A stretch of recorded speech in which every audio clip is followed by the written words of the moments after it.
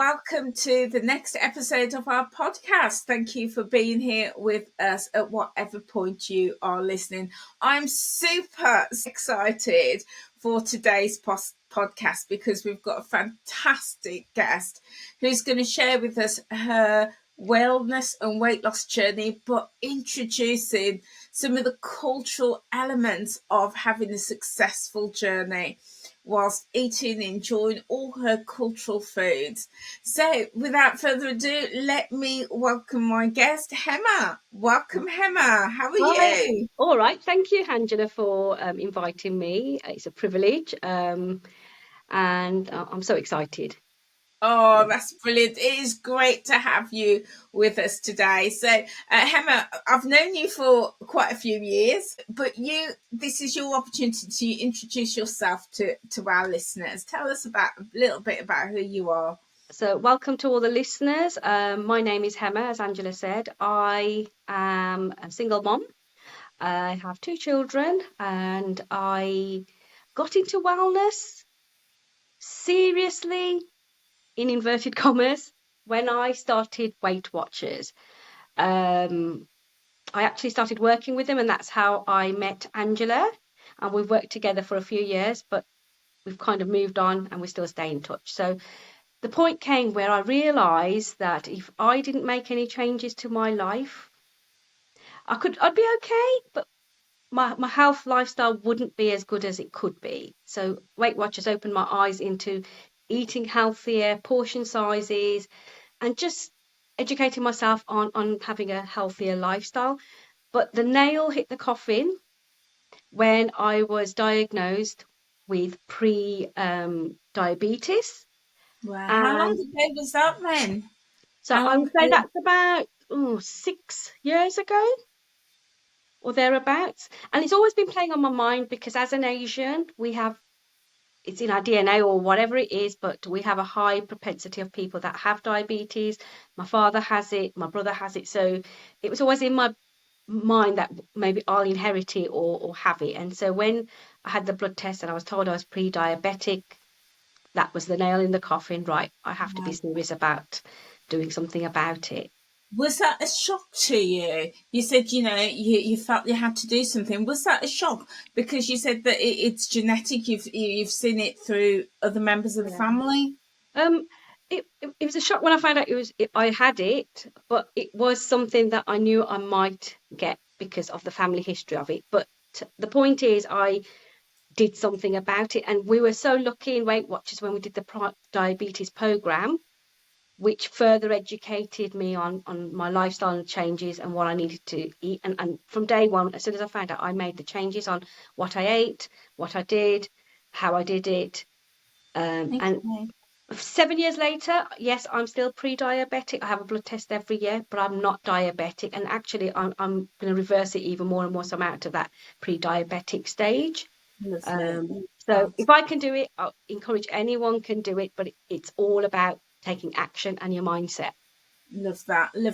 And what we do know from statistics out of the medical field is that people from Black communities and Southeast Asian communities do tend to have a propensity to be diagnosed with type 2 diabetes or be pre-diabetic.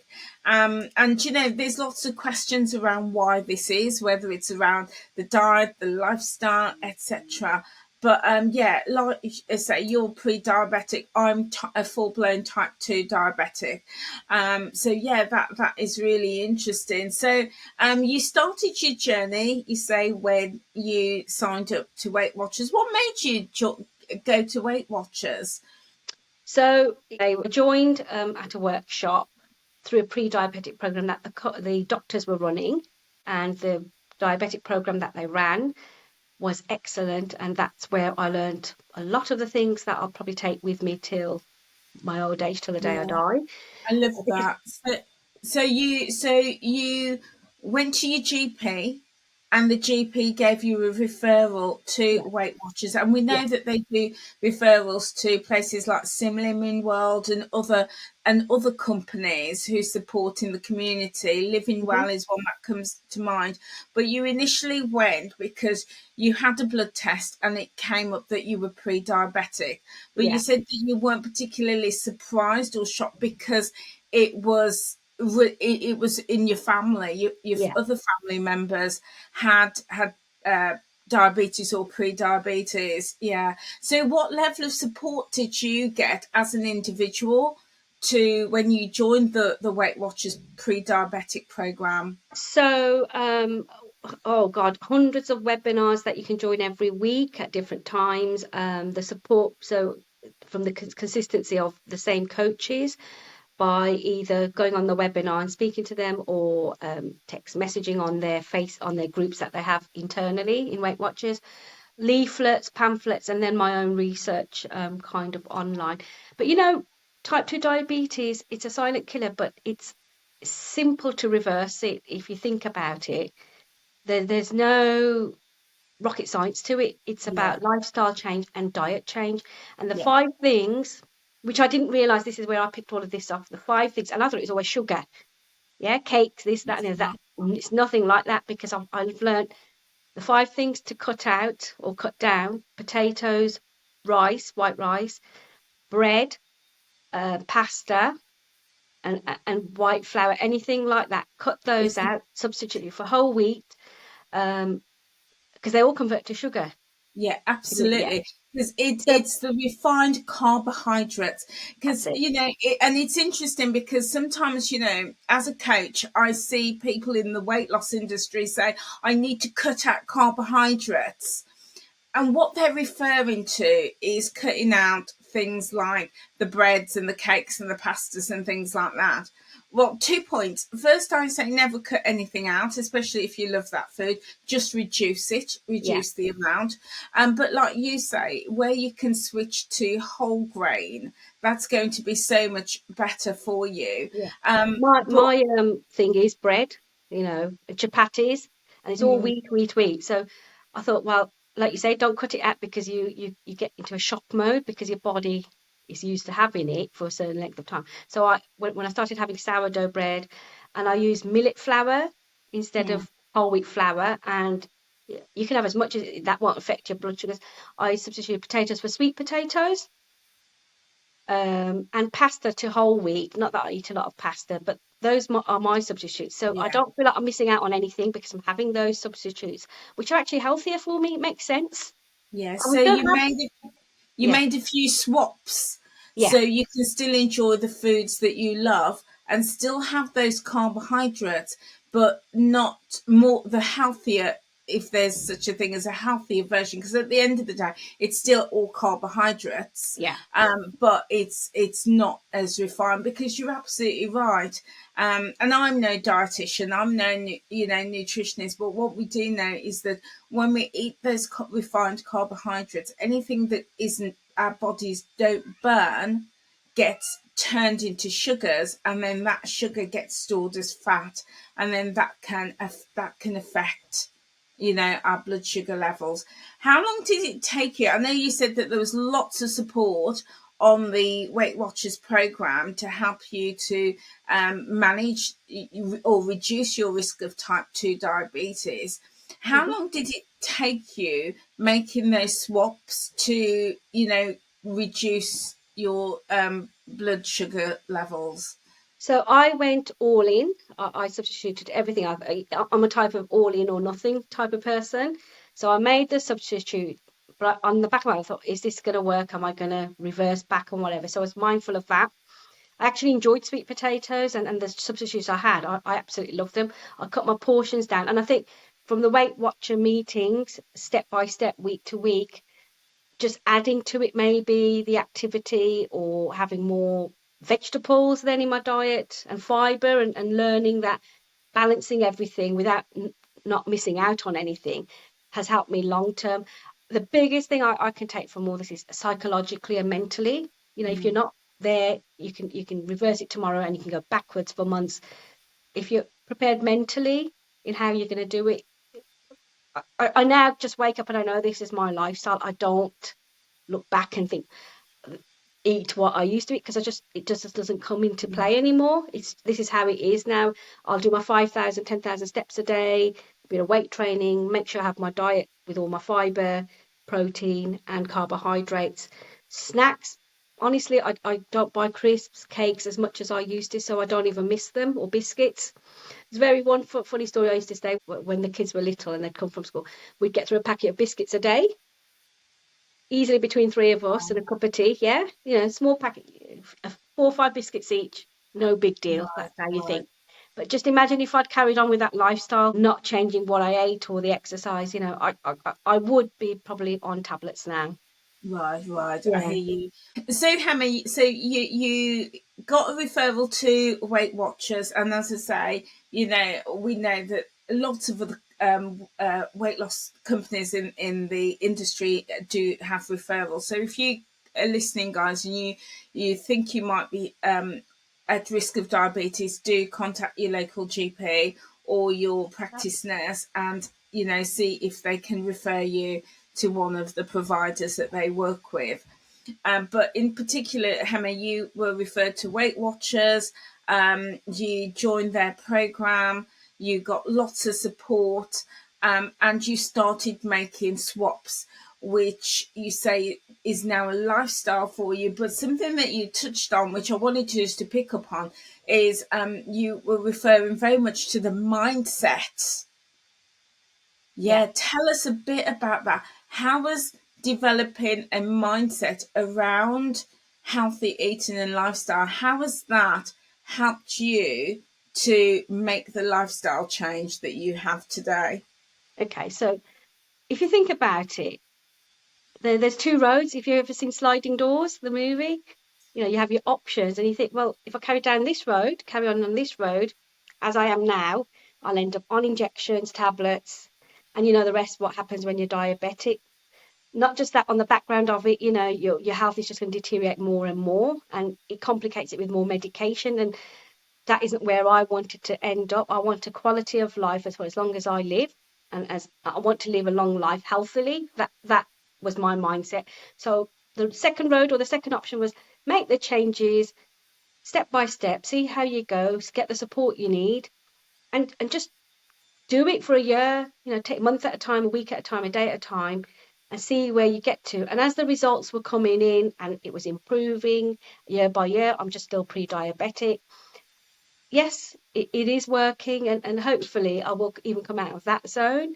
But that's how my mindset worked, that Brilliant. these are my options, which one am I going to go for? And Love if you are what you eat and you are what you do or don't do, so the end result is going to be wherever you end up because of what you have or haven't done. I love that. I love that. So, because as a coach, I'm a strong believer that with the weight loss and wellness journey, lots of people start at the point of what we eat, and I'm not going to minimize that because what we eat is important. Yeah. But as a coach, I coach people around mindset, because I'm such a strong believer that if you have that mindset and Hmm. it's you work on that mindset every day, that is going to help you to achieve whatever you want to, whether it be around weight loss, around fitness, around life, relationships, money, for in your entire life. It's Yeah. all about the mindset. Would you agree with me on that? What's your view on that? Absolutely. Absolutely. And being from the heritage I am, if you think about yoga, meditation, simplicity in life, that's where it all came from. Rest your mind, think clearly, forget all the noise. The rest of the world will carry on. You see all the stuff on the news and family chaos, work chaos. Take yourself out of it and just concentrate on what you can do. And if you're always happy in your mind, regardless, I can go into the history of my life and the things I've been through. And despite all of that that's happened, I'm still in a very happy place mentally, physically, emotionally. It all kind of bounds out. But when I look at my journey more about my health, I know that mentally, if I'm in that right frame, every morning I wake up positively, even if I'm having a bad day, I know it's not going to last forever, right? And I remember the things I'm going to look forward to, the happy things that are going to make me get through the day and everything. I surround myself with people like that as well. Your Love that. I love environment is very important. If you want to get somewhere, be around the people that will get you there. I love that. I love that. Absolutely. Therefore, being in a community of people who are living it, who are doing it, who's making healthy habits every single day. And when we're around those people, they just build on our mindset. So I absolutely love Mhm. that, Hema. Now, you did mention at the top that you are a single mum of 2 children. How important is it for you to model those healthy lifestyle behaviors for your children? Yeah, so my kids are 20 and 16 now. So they were about 5, 6, and 8 or 9 when I started this journey. That was one of the things that was important. I wanted to be around for my children as long as I could. If I had the healthy habits, like I mentioned, the biscuits every day and the crisps and the chocolates, that's the environment the children are in, so it's normal for them. But once I changed that, now they don't even, because they know mum's not going to buy it. It isn't in the home. There are a few snacks. I'm not saying I'm that bad. You know what mums are like, but it's limited. It's a treat. It's limited. It's not there on constant tap. I And the love healthy that. stuff, they're used to having that lifestyle because I I think from a love young age that. they've been brought into it. They appreciate it, and I don't want them to be diabetic. I Yeah, love that. I love that. So it's the mindset of you've made that shift from it being a packet a day, packet of biscuits a day, to it now being an occasional treat. So yeah, it's not like you're never having it, because that's restriction, and we know that restriction no, doesn't work. But we can have it, but in moderation as an occasional treat. So again, you're laying down those habits for your children, which I think is so mm, important. Oh, I love that. yeah. I mean, if you see the news, 1 in 2 or 1 in 3 children are obese.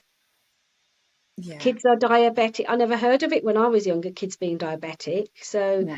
and it was funny. I was in Poundland the other day, just after the school run, and Hmm. you know how the mums are there with the kids and all that. And there was this lady with 4 kids. Every day, because I went there a few times, and I always saw her because I would go at the school time. Just happened to be that way. She'd be there every day, and the kids would get a treat every day, a pound or whatever. And all they came out with was the sugary sweets and all that. Now imagine that every day for how many years? It's compounding, isn't it? Yeah. Compounding your health by what you're eating. So Yeah, I love that. I love that. And when I'm with my grandchildren, they are 3 and 8 now. They have treats, but their parents have got. I love their mindset. Their parents says you can have a treat, but their treats are fruits and lovely. things like carrot sticks and hummus and cucumber sticks. And but that was also a lesson for me, because I used to go and see them and think, oh, nanny needs to be the good nanny and take them some Yeah, sweets.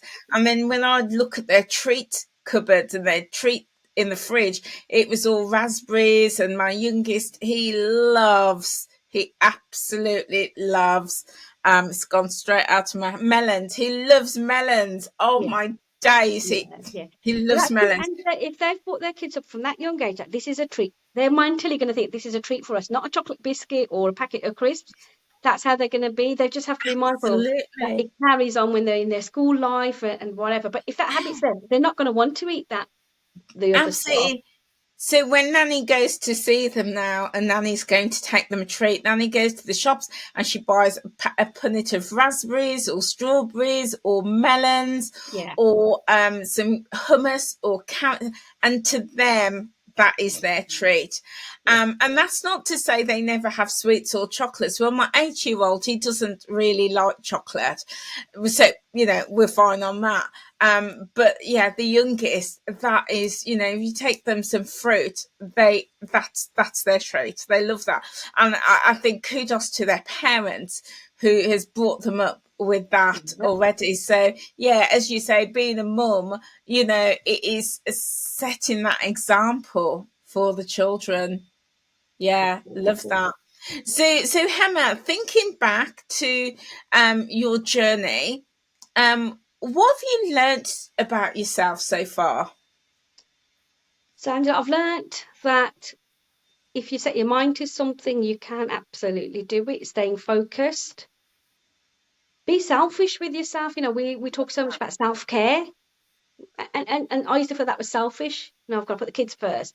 I've got to get that done. It doesn't matter if I don't do what I need to do, but it affected my health. You have to fill your own cup up before you can help others. And now that I've learnt that mindset about taking care of myself, I'm always in this happy place where it kind of diffuses out, and the children feel it, who everybody you're around feels it. Often get the Love comments like, that. "You're always smiling, you're always happy." Life's really turned out well, considering what I've been through, and I find I feel like this is normal for me now. But then I have to step back and think, yes, it wasn't that good, or life wasn't as it was supposed to be. But I've turned it around, and it's about self-care. A lot of stuff is Love about that. Do you taking know care of what what, we Hema? do. Last week, my guest on the podcast was Carl, and Carl said something so profound, and you've just repeated it.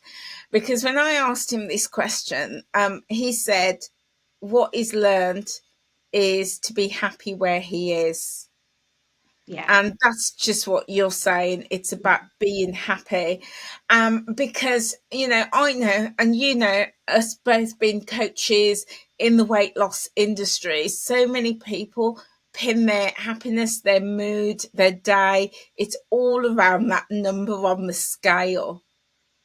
And we know that for a lot of people doesn't bring happiness. It brings anxiety, it brings stress, it brings frustration, it affects their mood, it affects their day, it impacts their mental health.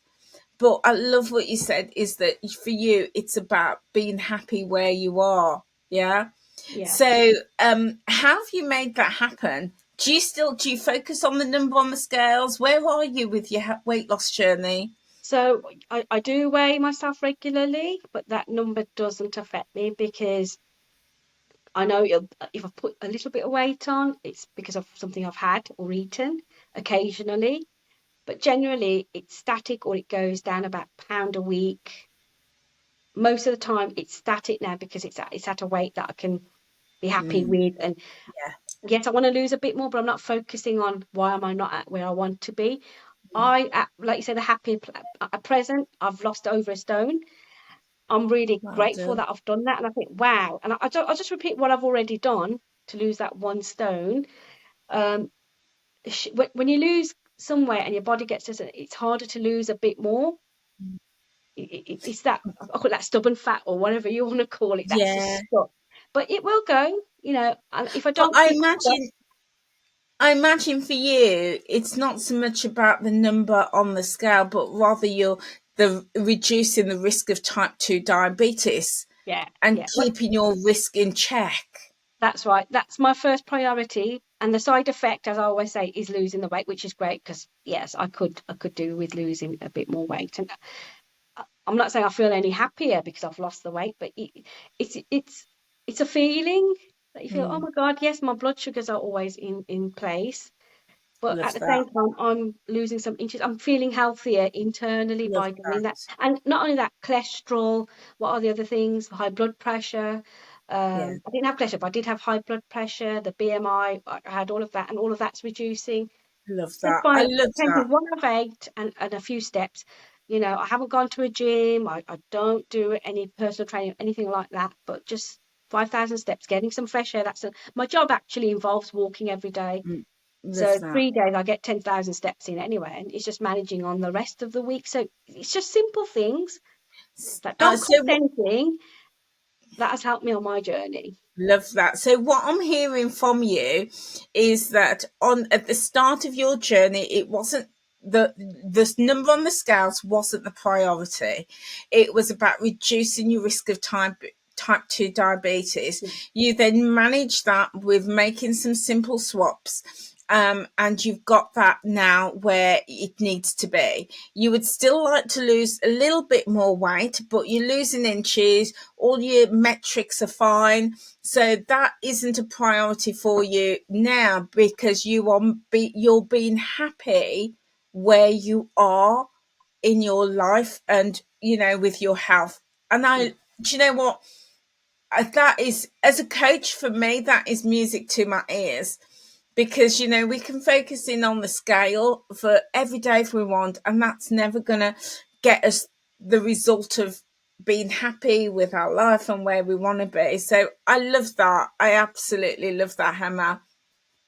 So Hema, we're coming to the end of our podcast, and I've got two questions left for you.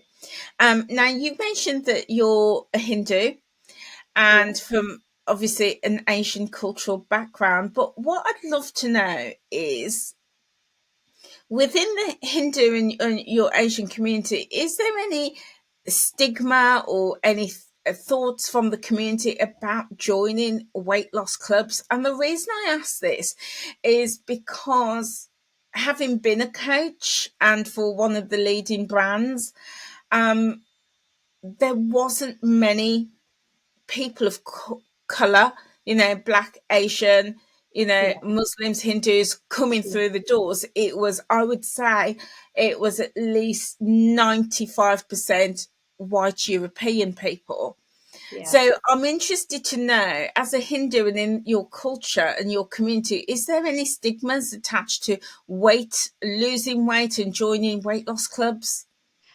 I would say maybe for the older communities, I don't think that was a priority, but I feel maybe people around my age, certainly younger ones, the ones that are in their 20s now, they're very upbeat and um, quite mindful about their weight and things like that. But when I was a coach in Weight Watchers like yourself, it was an eye opener that there was very little for our communities. I know we changed that while we were Mm-hmm. there, and I think that's our like It's our pinnacle legacy, point in isn't our it? careers that we instigated all those changes and it flourished. But that was one of the things I really brought out, that I love the concept of Weight Watchers, but there's nothing for my community. The foods that we eat, the curries, I don't know how to weigh or do anything or cook it. I have no idea, and predominantly I do eat a lot of Caucasian food, but I like my cultural food. So I feel deprived if I can't do that anymore. So we Mm-hmm. worked on all of that, didn't we? And we got there in the end with our curries and chapatis and sorted all the points and how we were with that. But as far as stigma, I don't feel there is that much stigma, but I think people that maybe not as educated that they feel that there isn't anything, and certainly we felt it from a lot of the members, there isn't anything there for the Asian or black community when Mm. it comes to their foods and what Yeah, they like in life. And I hope Weight Watchers are still carrying on doing the changes that they need to embrace the changes. We're global now. We're a yeah, diverse community in the UK, so yeah, multicultural. So they need to take that. Every other company does. You yeah. know, Well, it's interesting because having been a member of Slimming World in the past, having done keto and the Dukan diet and Mediterranean diet and all these, and liquid diets and all the rest of it.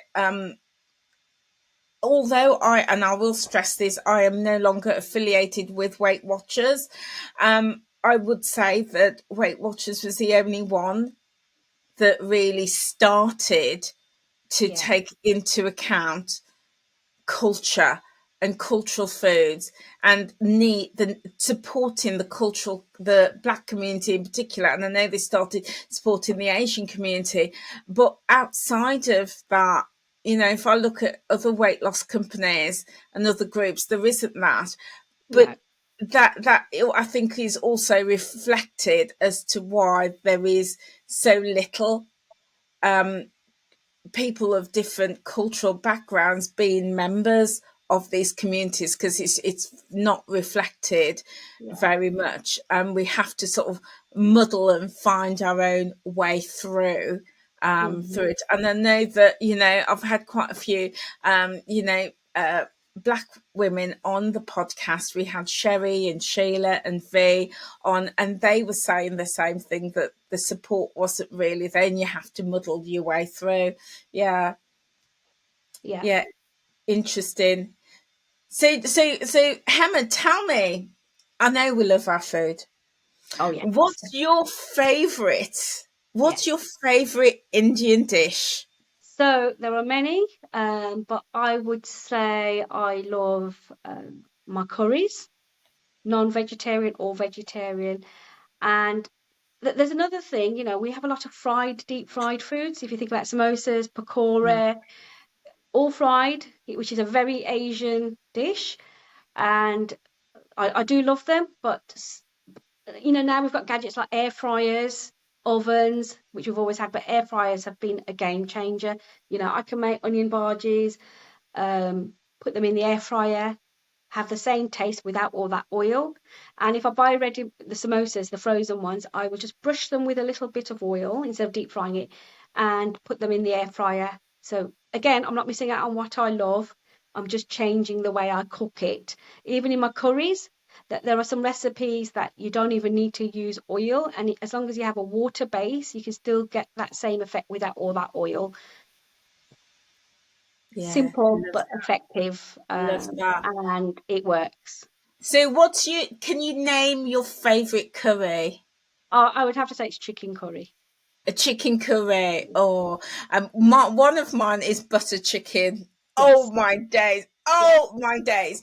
I only discovered it maybe about 2 or 3 years ago, because in my head I was thinking I don't want all of that butter, but oh my days, I love it. And then I've just modified it for my taste. Oh my days, absolutely, absolutely love that. Butter chicken. I know you put a little bit of butter, but I think if it's adding the cream, Right? yeah, yeah, Yeah, not the butter. It does change the effect, but you can cream. cut down, yeah, but you actually put cream in it. It's an indulgent Nice. one. I wouldn't have it all the time, but occasionally it's brilliant. And then if you have, instead of white rice, if you have brown rice with it, I Yeah. often cook, your black eyed pea. What is it called? Right. The The rice the and peas. rice and peas, yeah. Yeah. And have it with that. It's tastes really nice. Oh, love that. I also love coconut rice as well. Um, Yes. and my neighbor, he made me once. It was like, I forget the name of it, but it's like Bombay potatoes, but it's not. It's called something else. Oh my day, absolutely! Oh, I love it. I love Indian food. Love it. So we're almost at the end of the podcast, Hema, but I've got one more question for you, my lovely. Yeah. So, um, what would you say to somebody? What advice would you give to somebody, especially if they're from the Asian community, who wanted to start on their journey around living a healthy and sustainable lifestyle? What advice would you give? So I would say, day one, start. Make a start somewhere. Small baby steps. Chip away. Don't try and climb that mountain in one go because it's overwhelming. Substitute the foods. What is it you can't live without? What is it you love? What drives you? What makes you happy? Concentrate on those. If you can make substitutes, great. Put a little bit of exercise into it. Mindset, hang around with the right people, get support from the right people, and I don't know, maybe journal it. If I journaled what I was doing and read the first page of my diary to today, I'd be like, that was never me. I'd probably be in denial that I can't believe I did, and you'd look at your journey and think, gosh, how far have I come? Yeah, Stepping stones, and be in a happy place. What makes you I happy? love Drive that. yourself to that. Get clarity on what you want. What's the outcome? Remember, I mentioned the sliding doors. What will Yeah, Avenue A be? What will Avenue B be? Where is it you want to be? With the right support, the right steps, the right mindset, one day at a time, you will get there. Don't look at the 2 years you might have to be on this journey. One day at a time, because the year will fly. You know, we're nearly at December. And if I can say I've done it over 7 years, I don't even know where that's gone. I love You that. thank your future self for it, definitely, because who doesn't want to be healthy, happy, and have that longevity without complications in their life? I love that. That is such brilliant advice. Absolutely brilliant. I love that. And you know what? Again, last week when I interviewed Carl, and in week 2 when I interviewed Sheila, Sheila has gone well over a year now without eating crisps. Wow. And Carl has gone, as of last week, 150 days without drinking alcohol. And Brilliant.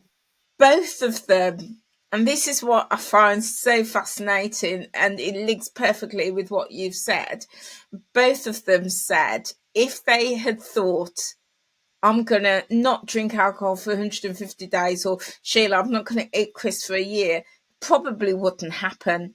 Yep, same. Wouldn't Same. happen because No. we set ourselves up to fail. It's that whole thing. Oh, I need to lose 3 stone, and we're thinking about that massive mountain, and it becomes Yeah. insurmountable. But when we think, you know what, I'm just going to do one thing that, and last week we talked about the 1%, the 1 degree, just doing one thing or something 1% better. When you break it down and you do it incrementally, before you know it, you're there, you Yeah. get there, Yeah. and it doesn't seem I so bad. And that's what you're saying. Yeah. Talking about crisps, I'd have a packet every day. It was God given. I'd have a packet of crisps every day. And then when I wanted to cut it out, I'd have half a packet, Mhm. kind of down a bit. Then I'd say, okay, I won't have one 2 days a week and whatever. Like Sheila now, I haven't, I can't remember the last time I bought. I mean, I'll buy some nachos or something occasionally, but it's not the one thing that I'll throw in my trolley every time I go. Mm. That habit has changed. And you don't even realise that I don't put crisps in my trolley. I haven't put a chocolate packet biscuits or biscuits in my trolley. God knows what, I will pick the fruit up, the healthy snacks, and treats and things like that. So if I look at my shopping back then, I mean, maybe keep a till receipt of what it is you shop now and compare it to a year later. I wished I'd done that because it would be totally different now. Yeah, yeah, yeah, Um, absolutely. You were so right, because I'm very much a mindful eater, so I really, for my weight loss, has come through managing my portions, and yeah, I look at my shopping habits. And my shopping, what I used to buy in a weekly shop 5 years ago, is completely different to what I buy now. Just the sheer quantities of and you food. know, people go, I can't afford strawberries, raspberries, they're so expensive. Well, you look at a packet of crisps, the same price as a punnet of strawberries. So it isn't expensive. You're just changing what you're spending your money on. I drink a lot more water. I couldn't Yeah, drink water. It just didn't do anything. So I'd have squash with it now, but I've now put fruit in it yeah, and I'll have 3 big glasses, 4 glasses a day. That's curbed my appetite. yeah, And then I think if I drink water, am I really hungry or am I not? And half the time I wasn't hungry. So the midnight snacks, the evening snacks are a lot less. But I've got something healthy if I do fancy, like some nuts maybe, or yeah, something that's going to have benefit me, not unbenefit me. And if you haven't got your crisps and chocolate biscuits in your home, weather like this, if you see outside it's raining or whatever, I'm not going to travel somewhere to buy some because if it's not in your home, you can't have it, can you? That's one thing. If yeah, it's not there, it's a deterrent in the first instance. But like you said, if I'd thought, oh, I wanted crisp for a year, it wasn't going to happen. So I wouldn't yeah, do it. I'd be in that, talk myself out of it. How many times we do that? Always talk ourselves out of doing something, and then we like pat ourselves on the back. Yeah, justify eating that packet of crisps or whatever. But the long term effect is going to be whatever it's going to be, whether it's diabetes, putting on more weight, or being unhealthy. I love that. I love that. So, Hema, what I'm hearing from you throughout this interview, there's been a real strong theme. It's all about the mindset. It's Yeah. all about making those tiny habit changes and solidifying them every single day so that it becomes a sustainable lifestyle, and that takes time, but also making those swaps. So are you saying then that we could still eat our curries and our chapatis and all our cultural foods, we could still enjoy them if we make tiny little swaps to how we cook them and some of those ingredients? Yeah, absolutely. There isn't anything I don't eat. If I want a pack of crisps, I will have one very occasionally. Chocolates, oh, I used to love chocolate, but I don't know, one of your friends says that they don't even like your grandson doesn't really like. Yeah, I don't really like chocolate. I just find it too, your taste buds change. So I just find change. it Yeah, too sweet. So I'll have a yeah, little like celebration miniature occasion. But if you didn't give me chocolate, probably for the rest of my, I wouldn't miss it really. yeah.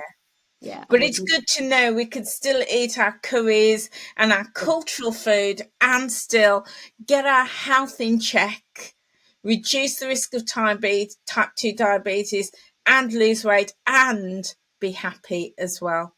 I love that. I love that. Hema, thank you so much for Thank being here you. with me on the podcast. This has been such an insightful interview, and I'm pretty sure that our listeners will really, really take a lot from this, and you sharing your cultural heritage, your background, balancing being a single mum of two kids, but also reducing your risk of type 2 diabetes and being happy where you are. So many golden nuggets that you shared with us today. Thank you so much. And thank you for having me. And all the best to all the listeners. I hope you feel inspired and just go for it. Just go for it. Uh, I love that. I love that. So, guys, thank you so much for being here with us. If you've got this far in the podcast, then we would love it if you could listen to another podcast. We've got so many insightful episodes that are available. If you're listening on Spotify, then please feel free to follow us. So, as and when we upload another episode, you will be the first to be notified. And if you're watching this on YouTube, then feel free to hit that subscribe button and click that notification bell, because again, as soon as we upload another episode, you will get a notification. So guys, thank you so much for being with us, and we look forward to seeing you on another episode. Take care now. Bye bye.